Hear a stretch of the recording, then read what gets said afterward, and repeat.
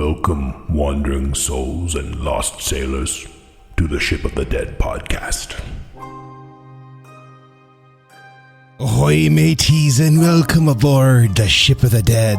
I am very, very honored to have some of the merry Mushmen. I've got Eric Newdan himself. We're missing, is it Olivier? Is that your partner, Eric? Yes, that's his name, but he's very shy with English speaking. Once I pass comprehend languages, we'll be able to have him on when I can finally speak French, right? And then we have two, I guess, can we call these honorary Mushmen today? Absolutely. Liam Padre Quillanan and Joseph R. Lewis. You guys have written two really cool adventures that you guys are kickstarting. Eric, why don't you kick us off and tell us about this Kickstarter, this project, like where it came from, and a little about like these two. Give me like the elevator pitch for these two adventures. Oh, I have to do that now. Okay, it's a good thing I've heard the pitch from the guys before. So we make Knock, which is the OSR magazine that it's possible some of your listeners have heard, and that worked well. So we started doing, games and bestiaries and stuff like that. And last year we decided to try making an adventure. Not that there aren't any old school adventures around. I think I've noticed a few around the internet and in a big pile next to my bed. But we made a little module, kind of old school, very old school, because there's a nod. We'll talk about that, I'm sure. There's a nod to the TSR modules of the 1980s.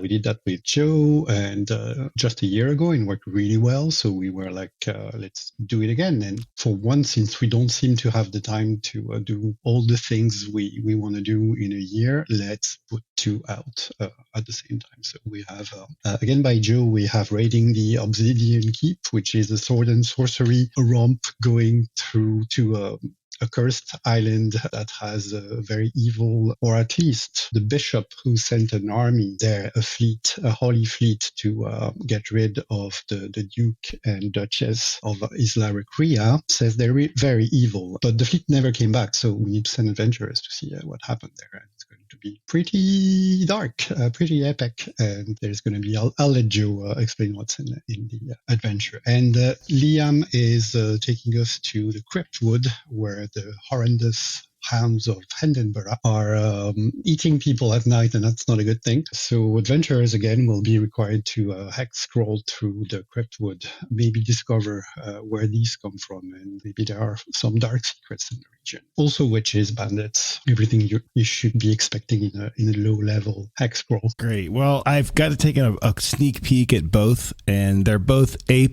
Eric, when you reached out to me about having you guys on the show, I was like, yeah, absolutely. You guys are all on the checklist eventually. I want to start with you, Liam. I'm not as familiar with your work because of Nightmare Over Ragged Hollow, which of course came from the Mushmen as well. Can you give us a little bit about your background with the Mushmen and kind of your background in the OSR and how this project came to fruition on your end? Yeah, so I mean, you wouldn't have come across my work because there's not a lot of it. I'm not as productive as Joe is. I'm probably like a lot of people. I used to play DM and did some designing for 5e before I kind of became sick of that system and moved to the OSR, which I prefer a lot. The origins of this particular adventure, it was an adventure jam for Cairn, which if people aren't familiar with it, that's Yochai Gal's system. And it was basically a 2-month sort of challenge to write and produce an adventure for that jam, which was good because it kills the perfectionist in me if I just know that I have to have it done by a certain date. So I made that, it went in, and then Olivier, who should get a shout out for a lot of the layout and shipping work. He's the silent partner in the enterprise, but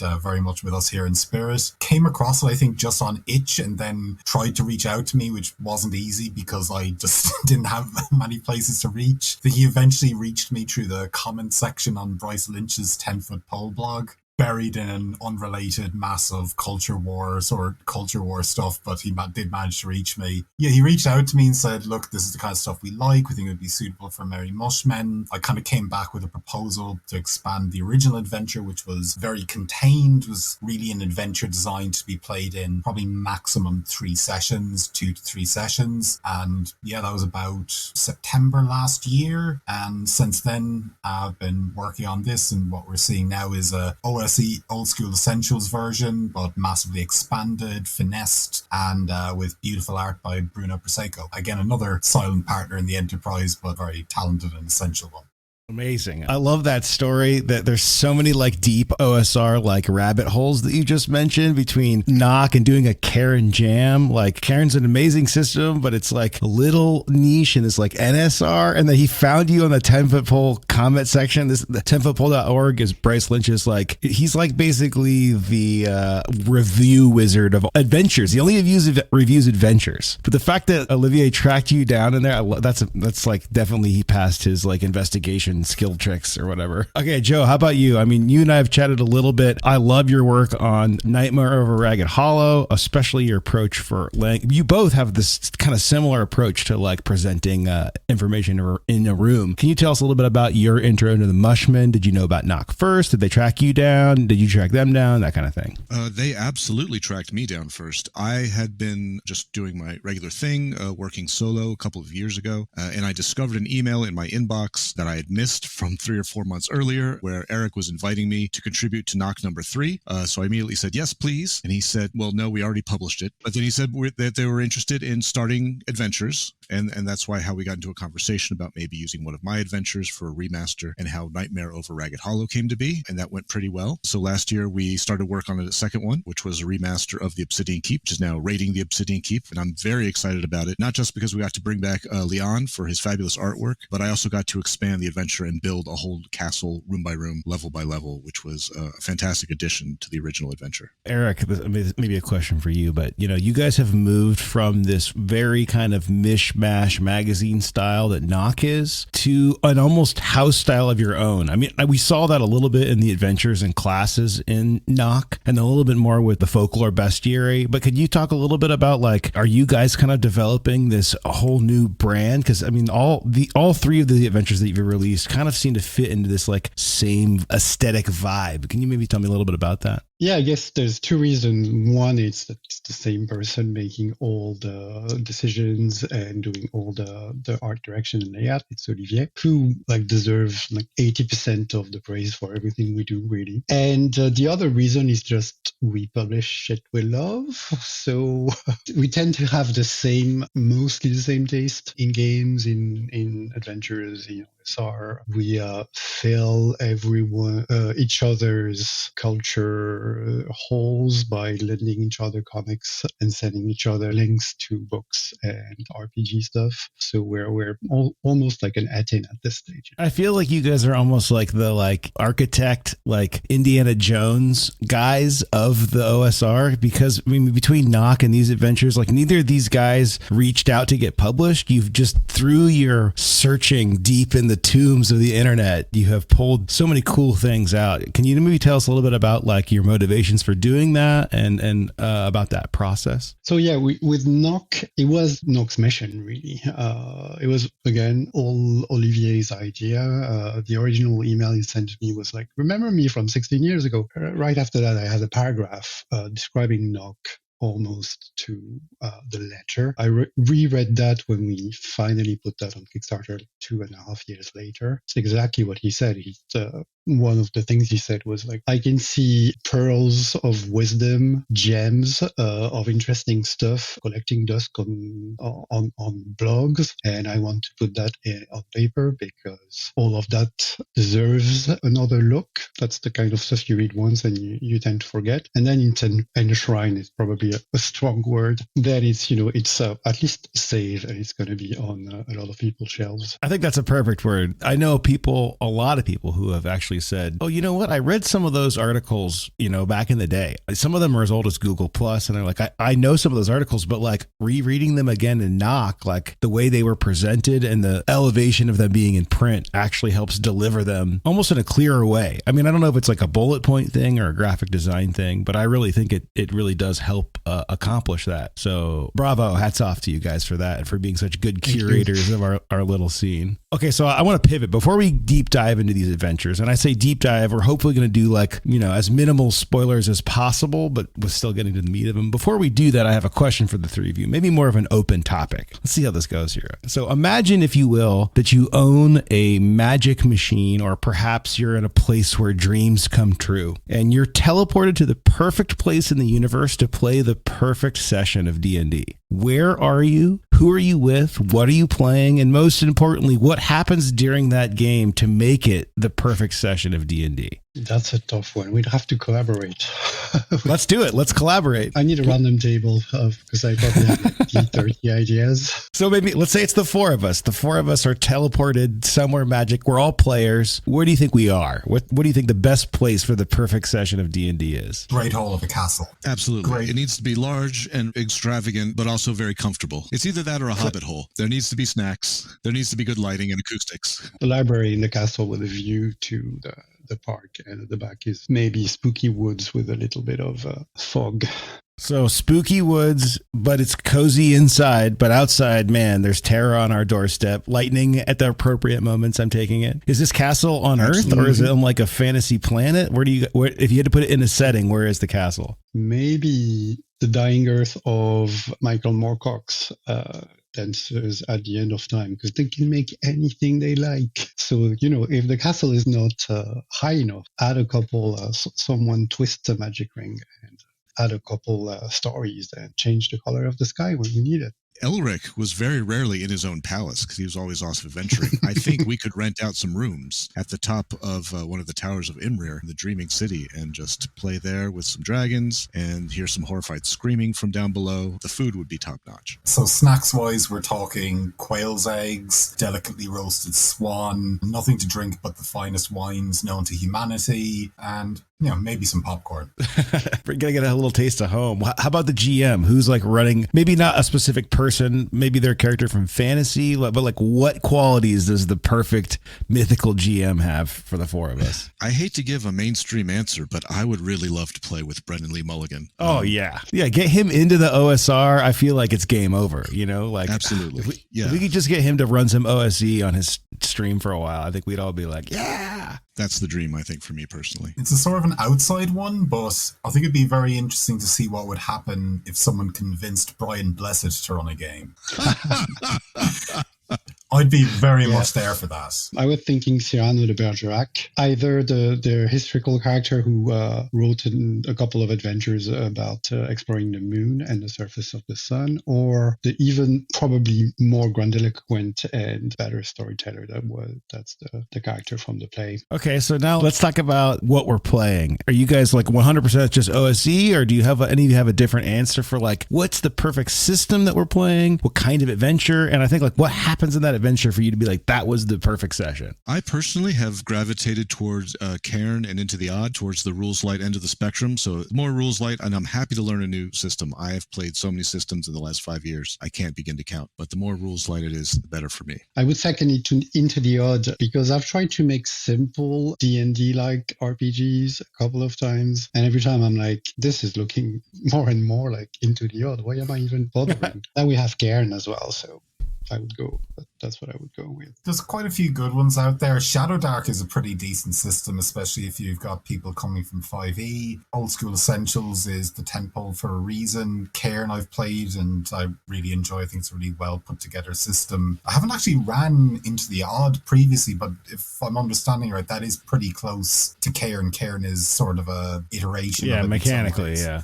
So what I'm enjoying at the moment is I'm playing a heavily modified version of Old School Essentials, where that basically slows down the mid to higher level power creep. Also a few classes taken out. I'll see how that pans out. Gives a nice sort of mix between being relatively rules light but still having kind of differentiated characters. But any of those systems I'm always happy to play in. Okay, so enough about the gritty details. What happens in your perfect session? Like, are we dungeon crawling? Are we like climbing a mountain peak? Are there dragons? Are there undead? Like, maybe each, let's go around the table and see like, what are the things that happen that make it like the ultimate memory building D&D session for you? Or is it just all about the connections with the players and the GM? If this is just the one great session, I would hope that we all have amazingly unique characters that are all somehow tied together and that we are tied into the story and we are hamming up the melodrama. We're all accusing each other of, sleeping with our wives and, killing our sons and whatever it may be. And it leads to a very satisfying and fulfilling dramatic climax where we all die simultaneously, somehow saving the world at the same time as resolving all of our individual plot stories. I'd say from running it and both as a player player, for me, the sort of the biting point of a really great D&D session is when people are so immersed in it and the level of danger, of real danger in the game is just at that point where people start becoming a little bit cranky.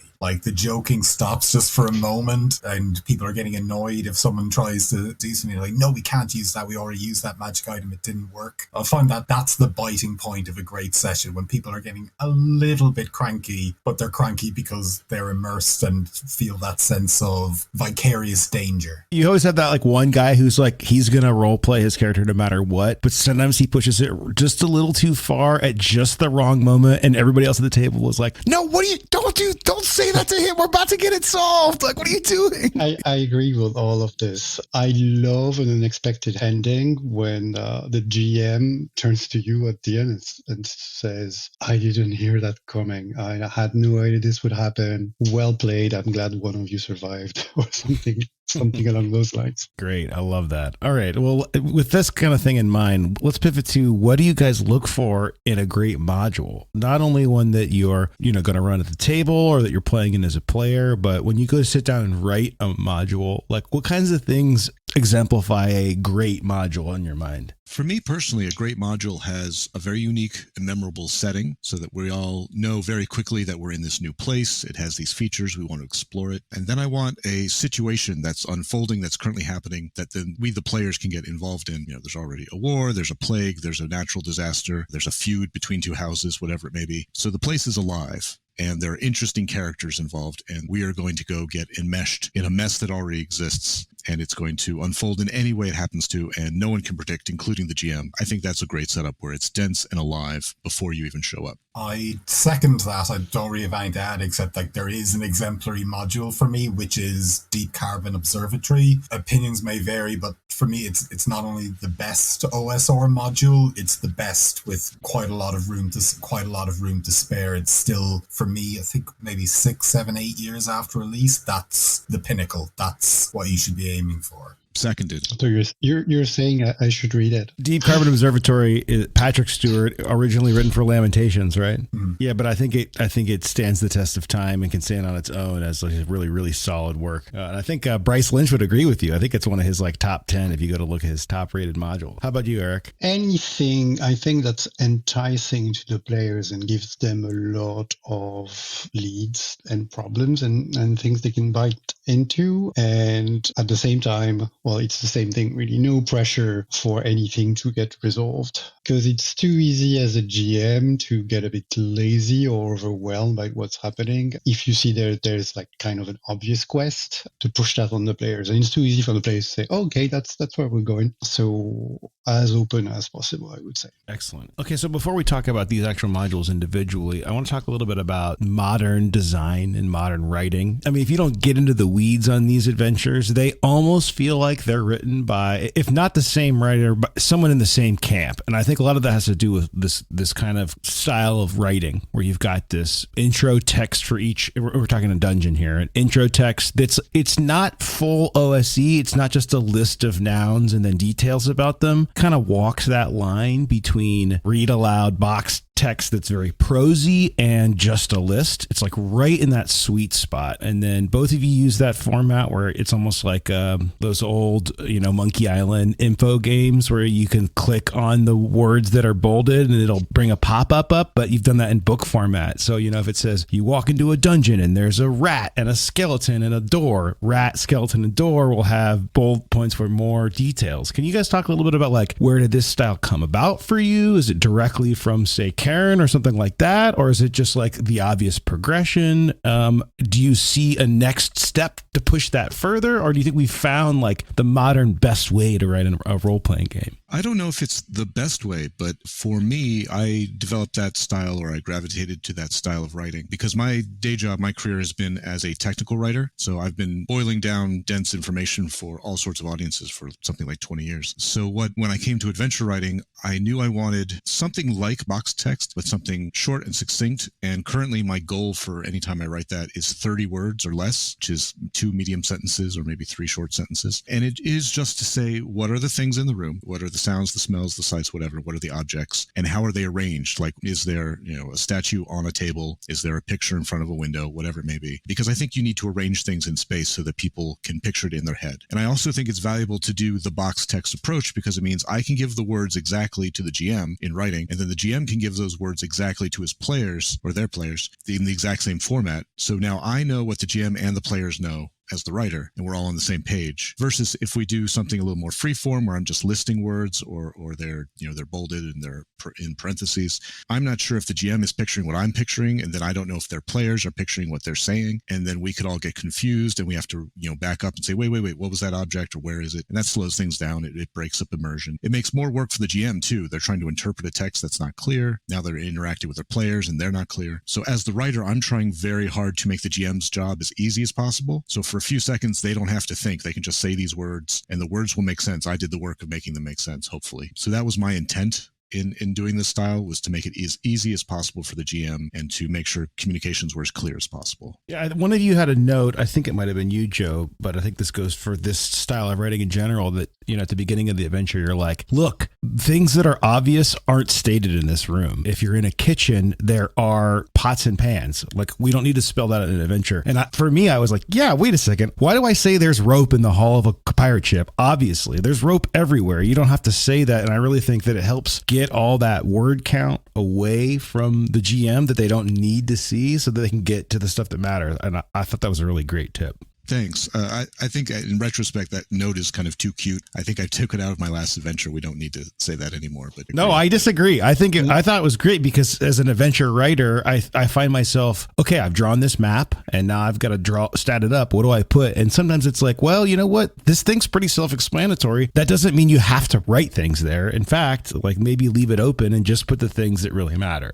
Sure. And we've kept in these 2 adventures, like we did on Ragged Hollow, we've kept a short page of what's the OSR and what are the 6 or 7 principles we adhere to. So there's a chance that a lost 5e DM gets this by misunderstanding or mistake, or just because they are just fed up. And the adventures they're selling for a lot of money. And it's going to sound like I'm bitter towards Wizards of the Coast. And I am. I'm glad it sounds like this. So yeah, it's good to explain how the adventure is going to be presented and remind them that you don't have to micromanage everything. Yeah, I think it's good to remember that you don't know where people are coming from, because you never, sometimes, yeah, you're getting a grognard that's been playing since, BX or OD&D, but you often get brand new people and they may not know. I mean, like that list you put at the beginning of, hey, here's how to find the Principia Apocrypha or whatever it is, you know what I'm saying? I think those tips are really helpful for onboarding people. And it kind of makes you guys like chaperones or shepherds, if you will, bringing people into this cool new way to play the game. Liam, how about you? Can you talk a little bit about the way you write and where you got your inspiration and what you are going for from an information design aesthetic? From Joseph, to be honest, I did base a lot of like the way genuinely, yeah. Oh my gosh. Genuinely, a lot of the way I lay out adventures, the way I kind of do the information design is influenced by his works, and I can kind of see actually why Joe, you would have removed that, right? But when you initially started doing that, I'm sure you weren't the only one, that style of information design wasn't as common as it is now. So I can see why there would be a need to include that, because you don't just go into it kind of making that assumption, So yeah, I got that mostly from Joseph. The sort of Necrotic Gnome old school essentials house style, it's fine. I've ran like Winter's Daughter more like as an introduction to people, and it works absolutely fine at the table. I think actually doing it right is very difficult. That just nouns and verbs style. I don't think I could do it, but evidently people can. So I do like to stick with the middle ground between ornate prose and and just a list of nouns,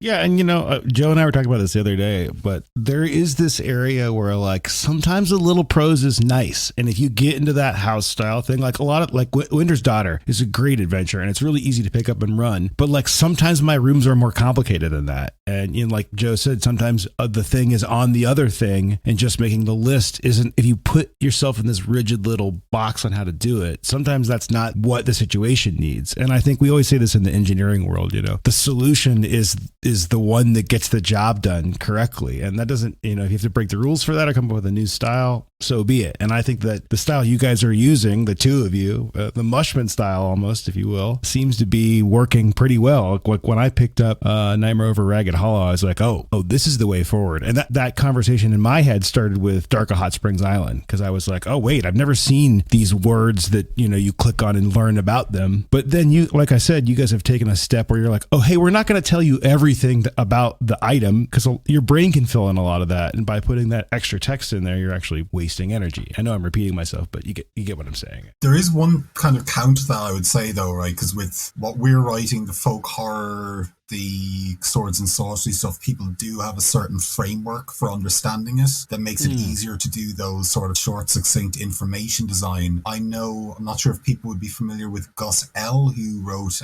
Tomb Robbers of the Crystal Frontier. That's a much more bizarre, unusual, atypical setting, and it's a lot wordier than anything I would use, but I suspect that's at least partly necessary, because the touchstones aren't there as much for when it's a swords and sorcery psychedelic spaghetti western thing. So again, I think that does come back to your comment. You have to use the right style for the right adventure or the right design. That isn't always 100% of the time going to be the style we're using that's appropriate for what we're writing. So Eric, do you think that this kind of style that we're talking about, is that going to make its way into future products from other writers, or that just happened to align with these two projects that are coming out in the same Kickstarter? No, I think we'll keep going in the same direction. I'm not going to butcher anyone's writing, but there'll be a little bit of coaching at the beginning if whoever is starting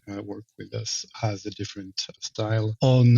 We're translating a French game called Dungeon Inc., which is a dungeon delving, but when you're playing the monsters and not only killing adventurers, but also trying to climb the ranks and trying not to get backstabbed by Cindy at accounting that you blew off when she asked for a date. And we're rewriting the adventures as we are translating them, because we still want stuff to be very easy and clear and have enough of the right adjectives and adverbs in a couple of sentences that we have at the beginning, just to give an atmosphere, whether the GM is going to read it out or as long as they absorb it and are able to transmit that in their own style, it's in their own parlance or GM style, it's fine. And then we want bullet points to be sure that everything is covered and easy to find, because it's never easy to find the right detail when you have 5 excited people shouting at you and throwing dice in your face. Yeah, well, and on top of that, I think modern RPG writing is written for a different audience than it was in the 80s. Like, we aren't teenagers with endless amounts of time. We don't get off school at 3:00, and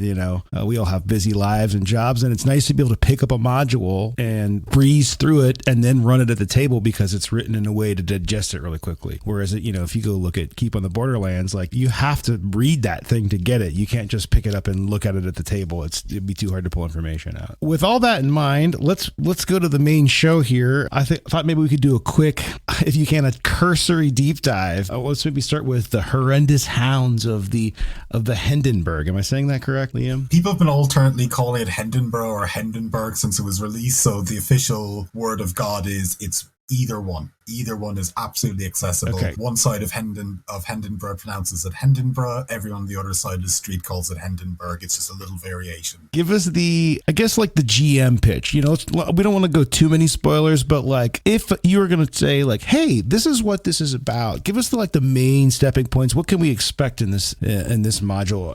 And maybe give us also the top level story dive, if you will. Okay, so the poor and unfortunate villagers of Hindenburg Valhalla, an isolated little hamlet on the edge of a dark and ancient wood, suddenly find themselves being randomly slaughtered by demonic black hounds emerging from the forest. It seems like no one's likely to come to help. The characters don't have to help them. That is entirely optional. It's absolutely possible to play this module without ever bothering to discover the source of the hounds or try to bring it to an end. So when the players leave Hindenburg and enter the Cryptwood, they're entering a big leafy sandbox with lots of different factions they can come up against, lots of interesting locations they can interact with, 3 meaty dungeons, and a whole host of possible complications and possible resolutions or non-resolutions that can happen based on their actions.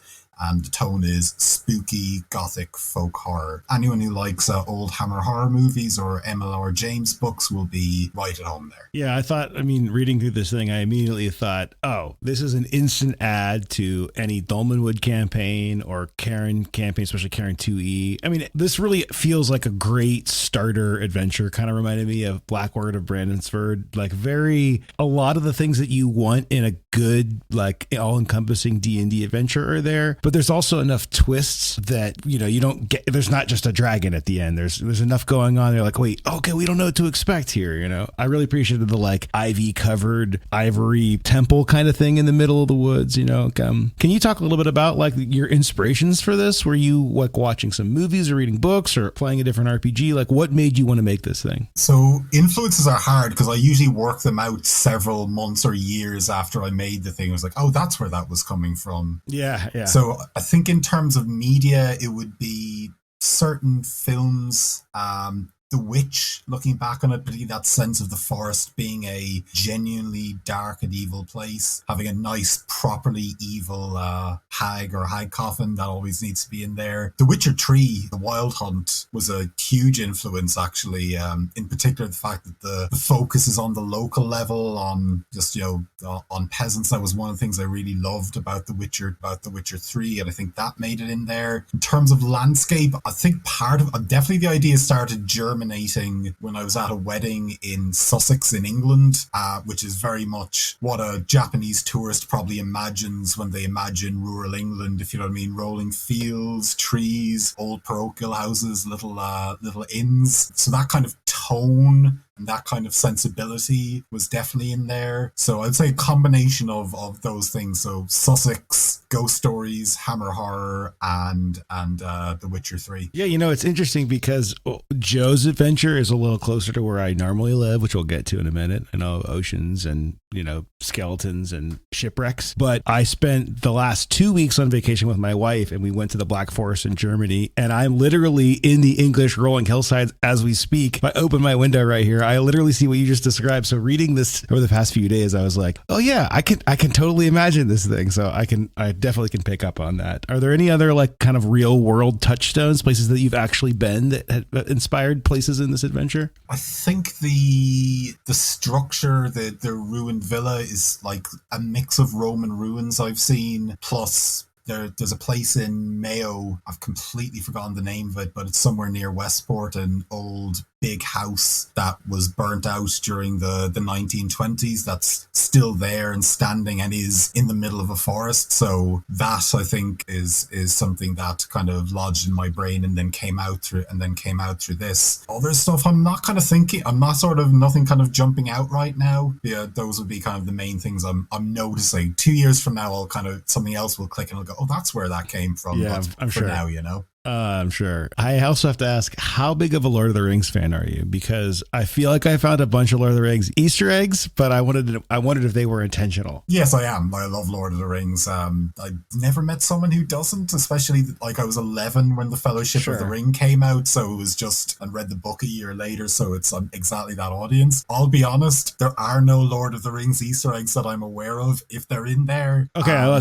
that's what I thought. But I there's a couple that I read that I was like this this one was there's this mill and there's a ring of invisibility that he found clogged in the mill wheel several years ago. And I was like, is that a Gollum nod? Like I just couldn't tell. So I'm glad I asked. There's one mechanic I really liked in this adventure. There's a lot of things in here, but you had this one, which we've seen things like this before, but I just thought this was really well done. You have an encounter table that's a D12 events and encounters table. But then you say at the end of the explanation for the table, if you rolled an entry already, use the one below. This is how you get to entries 13 following. So it goes up to 15. And I thought that was such a cool way to combine making a larger table with a smaller die and showing time progression that you can't get to the 15. Like they have to have been exploring before the later results would ever come up. Can you talk a little bit about, like, is that an original idea? Did you see this used in another adventure? It's probably an original idea to someone, but that was Eric or Olivier, because when I designed the table initially, it was just a straightforward D12 table. Yeah, that was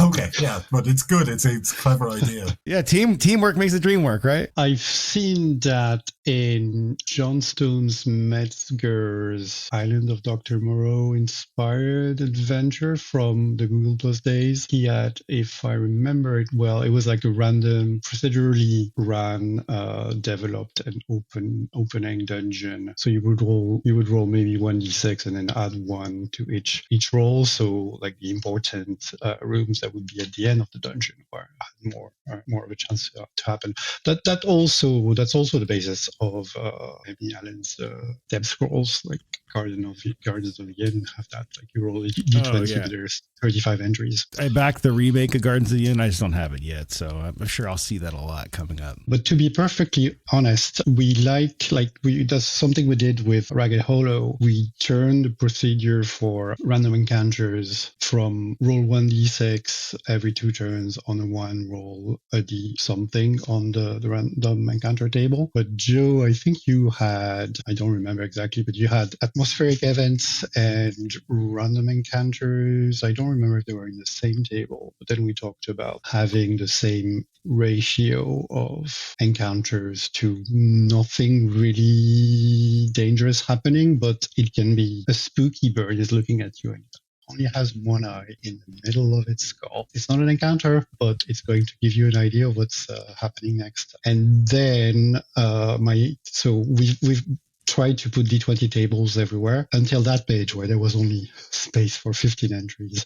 So that's what happened. That was a plan B. I just wanted to say that Eric and Olivier have been invaluable in creating all this additional content. They've been filling in niches and adding on flourishes. They have all this wonderful out-of-the-box thinking about how to enhance anything that I've made. And I usually don't see them sometimes until we see the final product. So I'm always excited to hear about these little additions because they're always brilliant and creative, and I appreciate them so much. We're not great at keeping everyone in the loop when deadlines are coming close. There are a lot of really cool, clearly come off as like kind of publisher or editing ads, or at least asks of you guys that aren't always in every module, but they are in here. Things like the stat blocks are almost always on the page that they get used, unless it's someone who gets used a lot, but the stat blocks are grouped together. Both of these adventures have a like kind of like an epilogue, like ending the adventure page. They both have how to change the adventure to set it in your campaign setting. They both have appendices that include not only magic items and PCs, but also like potential hirelings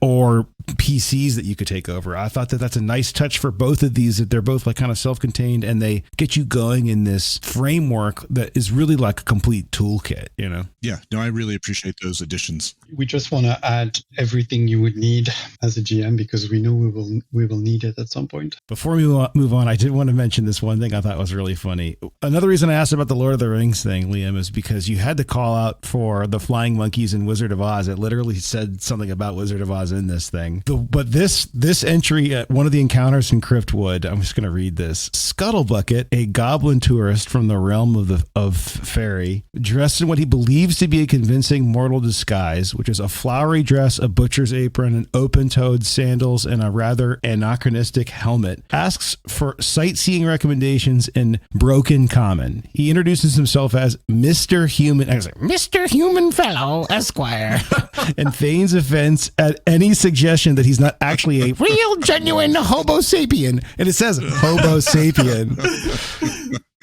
Recently arrived through the armoire of the thirsty sprite. I just thought that was like, sometimes these things, especially when you're running a horror thing, which it's like, you're right, this is a horror module, but it's illustrated by a guy with a really like kind of almost cartoon friendly touch. And I think you might think that this is really friendly, run it, realize it's not. And then you can kind of backpedal with your players by adding this kind of like light comedy touch. Can you talk about maybe that NPC or just that concept in general? It's something I like to do with my adventures anyway. I think it's the idea that you're going to run a deadly serious horror adventure at the table and everyone's going to be grim and serious and terrified all the way through it just doesn't jive with the reality of what is, at the end of the day, a beer and biscuits game with your friends. I also think that there needs to be, you can't have too much. You can have too much of a single tone, that if it's just nothing but grim and horror all the way through, it's eventually going to become wearing. So you need to have, for me anyway, I think you need to have a nice mix of lighthearted and then heavier stuff, and adventures generally work best when they're moving between those. So I was like, and also when I'm writing, I put that stuff in because it entertains me. I'd like to run Scuttlebutt. It sounds like great fun, I mean, the only problem with that guy is that like he's such a good hook that I feel like he could derail the whole campaign. They could be like, screw what we were doing. We're taking this guy shopping. We're going to get this guy a girl. Like it could totally take over everything, I'd play that. That sounds like a lot of fun. Yeah. I guess that's not that's a feature, not a bug, right? Next adventure, the Scuttlebucket Chronicles. Yeah.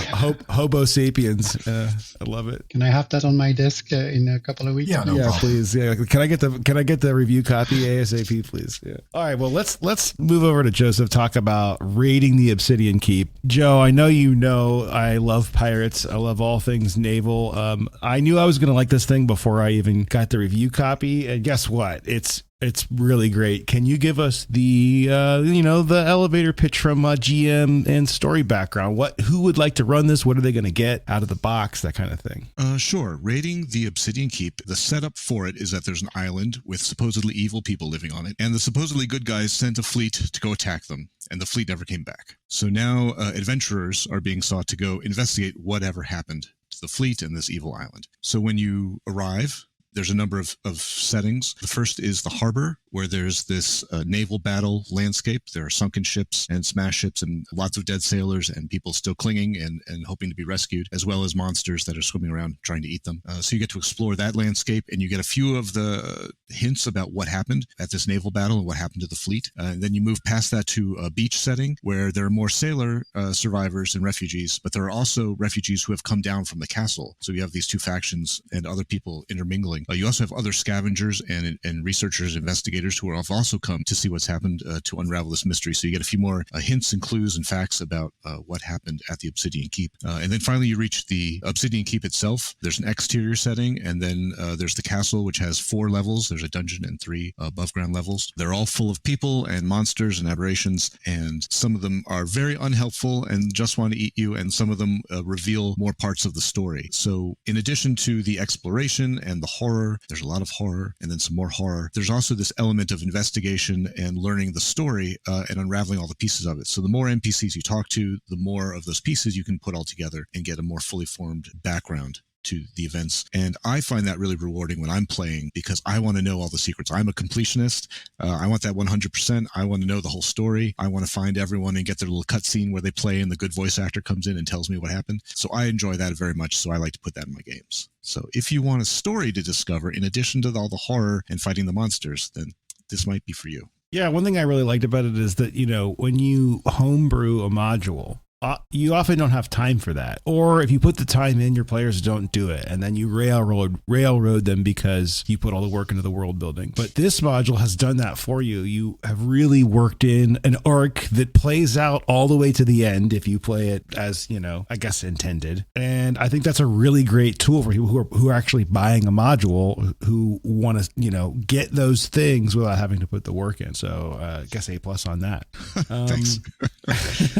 One thing I also really liked about it is that it's, we've obviously seen keeps before, but this is kind of like a reverse dungeon, because you come in at the bottom and go up, which presents a whole other set of problem solving skills. But B, it's not some ancient deserted place like we see so often in D&D. It's very much like something happened here recently and that thing was bad, and you can it's like very much like a video game. Like you crash land on this thing and like something has happened, but you got to like discover it. Can you talk a little bit about that writing process, that discovery process for you? Sure. I think just about everything I do is informed either by Legend of Zelda, the original, Castlevania, the original, or Indiana Jones, the original, because I love exploring a place and I love, unraveling the story behind it, but I don't want it to be boring and vacant. I want there to be something to interact with and people to interact with. I want the story to still be alive in some fashion. And I was probably, to some extent, inspired also by Deep Carbon Observatory, which is a touchstone for everyone, it seems like, on this cast, which is also a recently transformed landscape with people who are displaced and refugees and who are desperate for various reasons and in different ways. And I like that same drama and tension and realism. It's something that I think a lot of us as normal human beings can identify with and understand, that you go into a place, a building that's collapsed, and people who are displaced from their home. You understand their sadness, their anger,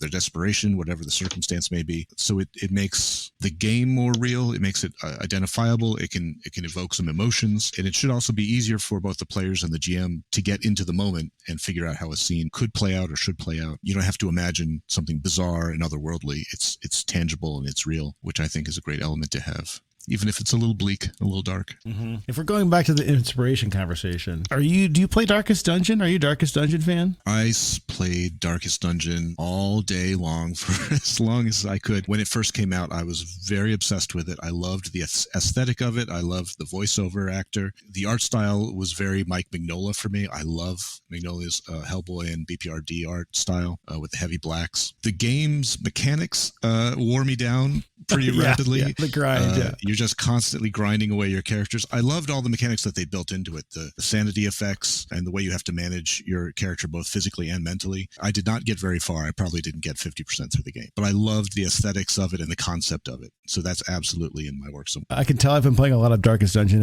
if I see my wife after a day of working and I say, "You will know the tragic extent of my failings," because he says that like all the time. Well, I couldn't help it when I was reading this. I'm like, this kind of feels like you started in the cove and then you like went to the ruins and then you ended up in like a combination of the Darkest Dungeon and the court of the blood court add-on, especially with the lovely horrors. I don't know if that was like an intentional thing or just a similar influences thing, but it sounds like it might have seeped in kind of in Liam's unconscious way. It could be, and it could just be parallel development. There's usually a gothic vampire horror element to a lot of the things I do, just because I like the aesthetic. I can visualize it very clearly. It stands out from a lot of anime and live action films that I've seen. I loved Vampire Hunter D, the original, the Bloodlust. Those were great images. Oh yeah, no, I watched a lot of inappropriate anime in the 80s and 90s. That was very graphic and very violent. A good time for that, yeah. But beautifully rendered. The art style back then, it stands head and shoulders above anything that's modern. It was very serious and adult. It took itself very seriously.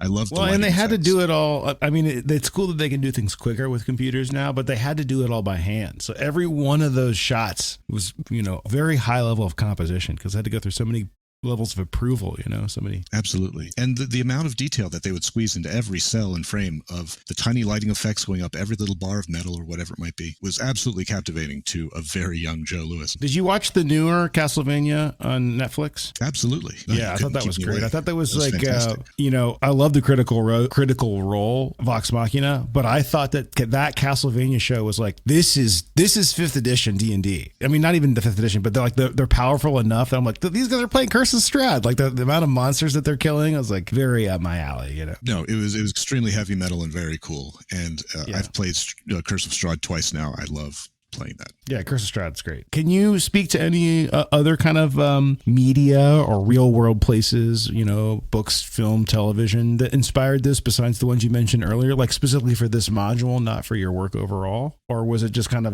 that's the vibe I want? I do sneak in watery things and nautical things whenever I can, whenever I reasonably can.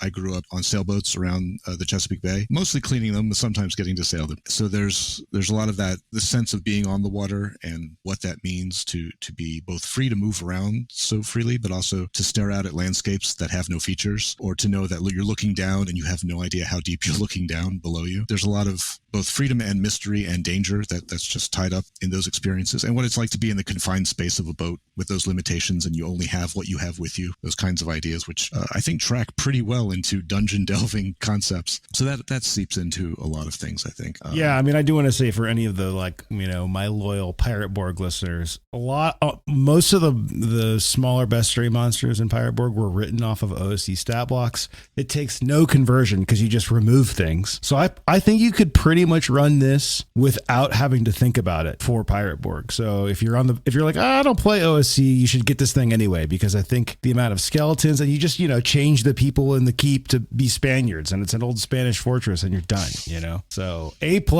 from old Pirate Wizard over here. Thank you for that. I wanted to ask you both a little bit about like the art direction. Like, were you involved at all in that? Did you get to give notes? Were you surprised to see it come back and match your visions? Like, tell me about that process. We weren't really involved in it, to be honest. We saw it at the end. Well, actually, we're seeing during, in my case, Bruno, who's the artist for Hounds of Hindenburg, Horrendous Hounds of Hindenburg, was posting stuff as it came up. But no, I think that was more on Eric and Olivier's end. And it's actually more on Olivier's end. We talk about the artists, and then I believe we'll let you guys know when the decision was made. I hope so.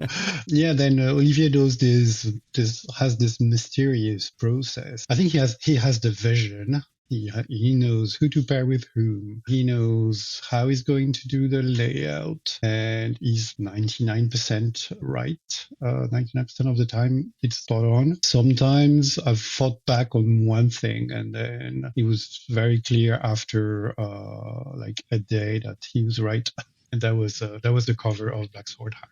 It's a great idea. It stands up so well everywhere you see it. It's not what you would expect from a sword and sorcery role-playing game, but it works. But that digression aside. Well, before you move on, I wanted to comment on that, because I think for those who haven't seen it, Black Sword Hack is a full standalone RPG that's a hack of the Black Hack, ironically, or whatever. But the art you're talking about, like on all the art in that book, kind of feels like it's like on one of those tapestries that you might see hanging in an old medieval castle, but with that like dark fantasy twist. So I agree. While it's not what you'd expect, I do think it is it's almost like an in-world piece of art, if you will. Yeah, and deciding to ask Goran Gligovic to do it was also a stroke of genius. Olivier deserves all the praise on that stuff. And every time I get a new PDF, I have to send a little message. Wow, look at this full page. So is it possible that it's really just one person? Like you're actually Olivier, and it's just like a cover, and you just keep him hidden? Or have you got... I will send you a photo of us. No, I'm kidding. So, Joe, can you speak a little bit about the art? Like, the reason I asked this question is because it kind of sounds like both of your aesthetics is like this kind of grim, you know, horror, dark vibe. Like all your influences seem kind of dark, but then you look at these modules and they seem like very like friendly. Like the covers almost seem like they're like in the like Scooby-Doo section of Blockbuster, you know? It's like, oh, that'll be a fun night of adventure. It's like, surprise, you're dead, you know? Like, can you talk about that a little bit, Joe? I love Leon's artwork. I can absolutely see why someone would say it seems a little incongruous with the content if you were to just read the text on one side and then look at the art on the other side. I think it's a good blending, especially since they are low-level modules and they're meant for wide-eyed and hopeful newbies who are going out into the world and facing death and dismemberment at every corner. It does have that a bit of it does evoke the nostalgia, I guess, of 70s and 80s cartoons, but that's right in my alley, and that's very real and precious to me, so don't criticize it. I'm not criticizing. I'm a fan of it. I'm just wondering I always draw my own stuff, so I'm always curious to see how this part of the process goes. If you guys are like happy, it's like, oh, that monster looks way better than I pictured, you know? Oh, sure. It's very much a discovery process because I have no input or output to it. I just see the art as it's being developed. I see sketches and then I see the finals when Eric passes them along to me, and and I'm not part of the discussion, so I get to see it just after the fact, and I see it evolve and appear. But I've enjoyed it tremendously. I love seeing other people's interpretations. I love getting to collaborate with people, even if it's by proxy. No, I've been thrilled to see the artwork. But I've also done my own illustrations, and I know that it can be every one of us who bothers to try to pick up a pencil or a pen has a different aesthetic that comes out of your hand for some reason, whether your brain wants it to or not, and they can be very diverse and mean different things to different people. But I love most art, and I really enjoy European illustration styles. I love Mobius. I love Sergio Topi. All these guys with they have very different aesthetics and design styles. Luca Reyx has a similar design aesthetic, which is not in my wheelhouse, but it's something I love to look at. As far as I know, Lian was only doing comics and graphic novels, what we call bande dessinée here, because it has to be different, before we hired him for some work on Knock. So there's no surprise there that it evokes that kind of vibe. What was great with people who do that kind of work is they're really good at framing action shots. They will give you, like, in a quarter page with 5 brushstrokes, you will have a very clear idea of what's happening, who's there, what's the danger, what's the atmosphere. So again, a great idea by my definitely real partner. Yeah, I mean, from my end, that's one of the things I find nice about these adventures is that you see this, like, kind of, there's almost like a set group in both of them that go in to do the adventure, and you see them in the encounters, rather than it just being like, here's a picture of the monster from the monster manual. It's like, no, here's this guy getting cut in half by this, or here they're trying to, like, crack open a grate with a spear or something. So I think that action shots is a nice approach, and the whole thing comes off as cohesive in both projects. So bravo, hats off, wood back again, yeah, as they say in the Kickstarter world. Hold fast, wretched sailor. We brace for the broadside barrage. First system ever played. Basic Dungeons and Dragons, the Magenta box, the Moldve book, was released in French in '83, I believe, and it was read for some reason as TSR did translation. But yeah, first game, first love, still have it, still play it, obviously. My first system ever was Rifts in the 90s. It was very extreme. 5th edition D&D, I only started playing in my late 20s, so I don't have any childhood nostalgia for D&D, so I'm kind of creating early 30s nostalgia now. You're free of the shackles of the past. It's amazing. Most recent system that you've played? I think it would be Shadow of the Weird Wizard. That or Salvage Union. No, it's definitely Shadow of the Weird Wizard. So Shadow of the Demon Lord, but more OSR in the atmosphere, more whimsy and fantasy and less grimdark. Really good, by the way. 2 nights ago, I played a Teenage Mutant Ninja Turtles game using HeroScape. It was great fun. Old school essentials. OSR system that you haven't played yet, but would like to try. Well, Knave 2nd edition just dropped. I made the mistake of not packing it with me for this trip, so I'm gonna have to wait. But I've had, from Olivier especially, I've had really good impressions. So that's gonna be the next one, I think. I would really like to play some of the stuff from Free League that I've not had a chance to yet, especially the new Alien RPG. I love Alien. I would love to try that out. I'd love to give Mothership a go. I heard nothing but good things about it. I have 1 or 2 modules here next to me, so as soon as I can convince some people to do some working class spacefaring, I'll give that one a run. For listeners, I'm wearing an Alien hat and wearing a Mothership t-shirt, so I get, sorry I don't have my, like, Shadow of the Demon Lord necklace on. Favorite edition of D&D? Definitely BX. Zero E is super interesting, but you just have to remake it as you go. So after a while, I gave up.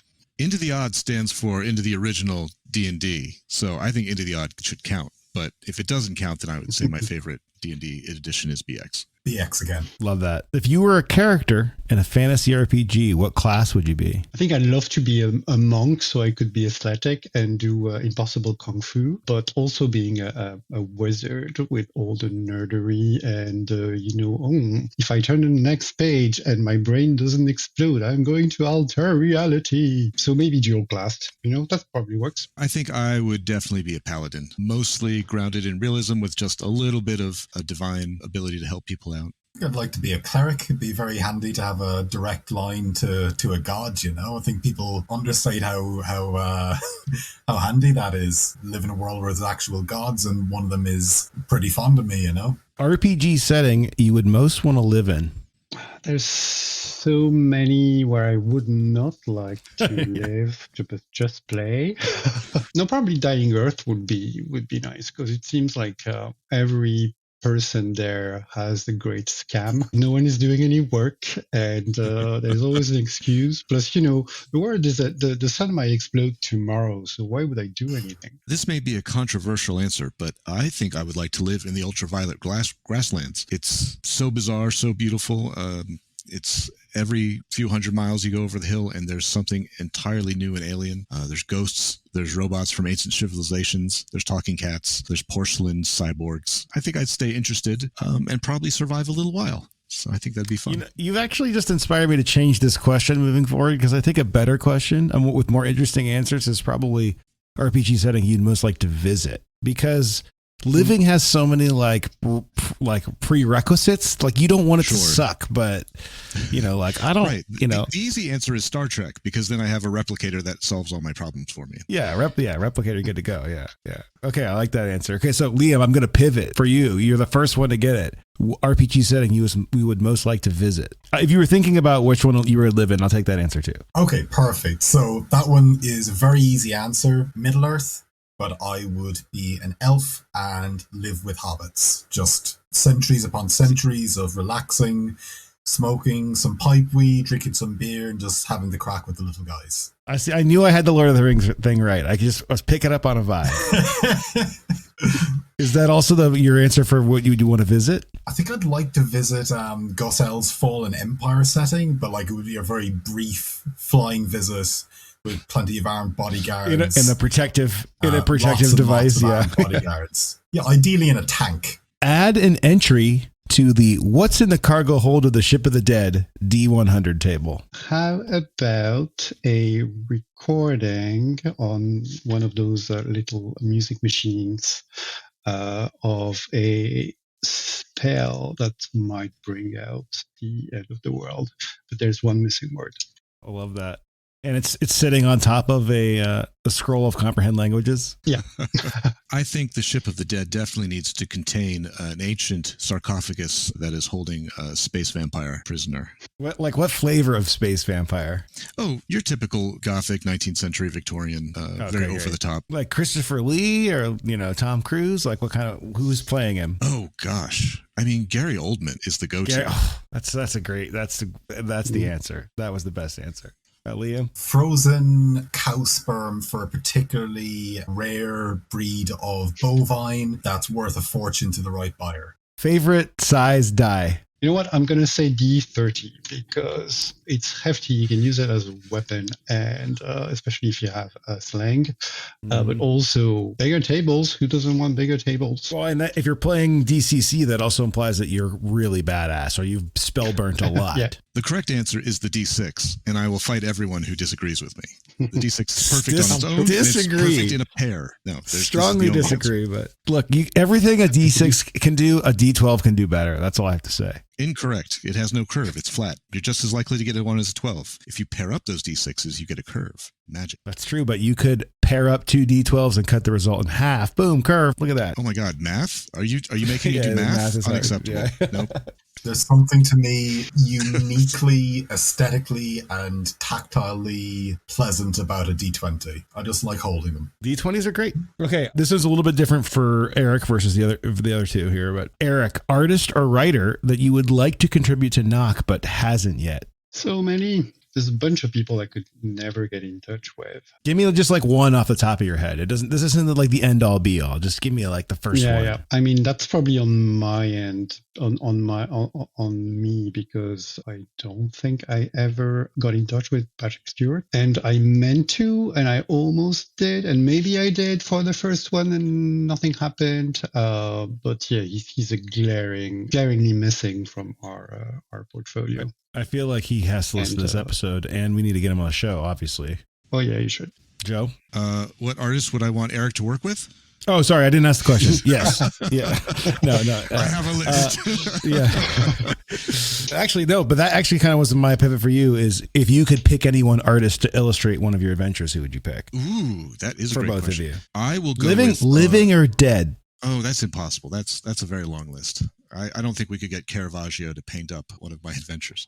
Let's go with someone living because I want to support living artists, and that's important to me. So I would like to grab Goran Golovic, who did Black Sword Hack. I loved his work on that. I follow his stuff online. I think that would be fantastic if he did an adventure together. Liam, same question. I think it always has to be the right artist for the right adventure. There is something I'm working on based on the Tonbo Coolinga, and I would love for that to be illustrated either by Jim Fitzpatrick, who is still alive, or Louis Le Brocquay, who I think is dead. Either one. I don't know who any of those people are, so that sounds exciting for me. I'm going to do some good Look work. up Jim Fitzpatrick, actually. You'll love his stuff. Oh, yeah, you probably have seen some of it. Probably. He was a classic. Duck people as a playable race in RPGs. Yes, please, or no thanks. Hot or not? I'm going to give you the French question. The French answer. It depends. I mean, I kind of like, hobbits, but not hobbits. So having something a bit different and original, but not everywhere. Vampire the Masquerade, you cannot be Count Duckula. So your answer is sometimes. Sometimes, yeah. All right, Joe. Seeing the duck people in Dragonbane surprised me. It came out of nowhere. But as a fan of Darkwing Duck and all of the other duck spin-offs that occurred in the 90s, I'm going to have to go with So Hot. We have to keep the duck people. So hot. You liking that? You liking the duck people there in the game? You liking that? All right, Excellent. Liam. I'm going to have to go with So Hot for the simple reason that the greatest monster description I've ever read to this day that just absolutely encapsulates what you're dealing with, gives the GM enough to go off with, is For the Druck in Brad's Adventure, which is just awful duck people. That's all you need. You can just run it from that. That's all you need, and it is beautiful. Favorite libation or beverage during your RPG sessions? I'm partial to a beer. Anything, as long as it's good. I'll have a stout. I'll have an IPA. I'll even have a lager if it's good. I'm a whiskey drinker, so any Scotch or Irish whiskey would be fantastic. I'm normally driving to a session, so it's ginger ale normally. Love a bit of ginger ale. Video game or computer game you've logged the most hours playing? So back in the day, it would probably be Street Fighter 2, but it must be rivaled with my enormous time I've spent on Skyrim a few years ago. I'm actually surprised that Skyrim hasn't been the answer to that question more commonly. I think that might be the first time someone said that, but yeah, Skyrim, a lot of hours. Great game. Joe? I'm also hoping to be a first for you with my answer, which is the Legacy of Kain series, which was Blood Omen and Soul Reaver 2, and Defiance, Blood Omen 2. It was all very melodramatic, wonderful voice acting, vampires traveling through time, the same vampires over and over again, killing each other. I loved that. I played it over and over again. Hats off to Amy Hennig and her team for making that game series.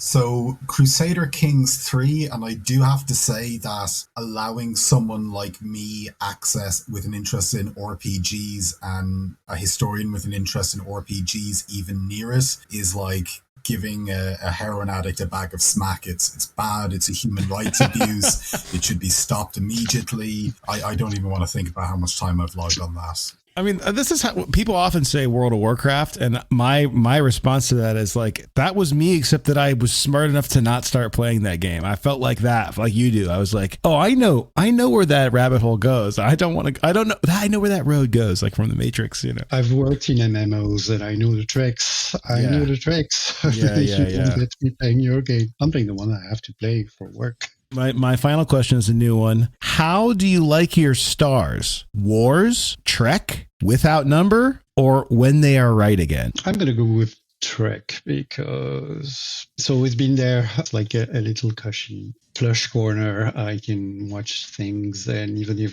whether they're new or old, I always get the fluffy feeling of being almost back home. Let me divert or deep dive real quick. Like if you had to pick a favorite series or movie, like what's your top of the list for you? I'm probably going to make a few enemies there, but I really like Discovery, especially when like I haven't seen the last few episodes, but when they start mixing plot of the day Ray and the big arc from like season 3, probably. I really love those characters and the trajectories they have and how real and human they are. You know, we have a starship captain that hugs people and smiles.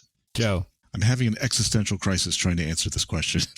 do you want to talk through it? Oh gosh, well, it's Trekker Wars, and I have so much affection for both franchises from childhood, which has diminished, I guess, the deeper I delve into adulthood. If I was saying Trek, it would probably be Deep Space Nine, just for the drama and the humanity, but also there's a lot of horror going on there that's very upsetting and sad and too real. There's a temptation to obviously want to go to Wars because that's fantasy. It just happens in space, and nothing about reality is too serious there. They don't need worry about gravity or air in Star Wars, which is delightful. And there's so many wonderful aliens that you meet everywhere, which is intriguing. I think the violence only happens around Jedi, so I think if you're not around a Jedi, you're pretty much okay in the Star Wars universe. So, well, in the Star Wars movies, maybe, yeah. You have to assume there's a lot of violence from the Empire to everywhere else, but you just don't see it, right? I mean, it doesn't need to be everywhere as long as you just pay your taxes. I'm sure they're quite nice. I'm sure the people in white are quite nice. Sure, we'll say Star Wars and favorite movie. We'll go with Empire. It had romance and comedy. That's all you need. All right, Liam. So I'm going to go with Trek. Very much torn between Deep Space Nine and The Next Generation. It is like, I started rewatching them maybe 3 years ago, and the sort of very earnest, hopeful humanism of that show is just something very warming and rare and pleasurable about it. But I really do love Deep Space Nine a lot. Excellent. Actually, that's been an answer for other questions from time to time. Star Trek actually comes up a lot in the D&D community for obvious reasons. But as a Star Wars fan myself, I love Star Trek, but Star Wars is my DNA. All right. Well, thank you so much, guys. Eric, Liam, Joe, thank you for being on the Ship of the Dead. Hope you enjoyed your sales. You guys can find the horrendous hounds of Hindenburg, or what did I say earlier? The horrible hounds of Hindenburg. Yes, along with Raiding the Obsidian Keep as part of a Kickstarter that's live right now. It's called An Adventure Double Feature by the Merry Mushmen. The link is in the show notes for this. There's probably a week or two left, maybe less by the time this episode comes out. So get on it. You want to get in before it runs out so you get it in the first shipment. Guys, thank you so much for being on the show. I'm a big fan of all of your work, and I hope to see you out there. Thank you. I think we're all fans of your work as well. So.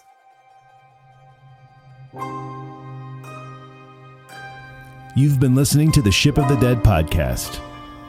Email your questions, comments, and buried treasure tips to shipofthedead@limithron.com.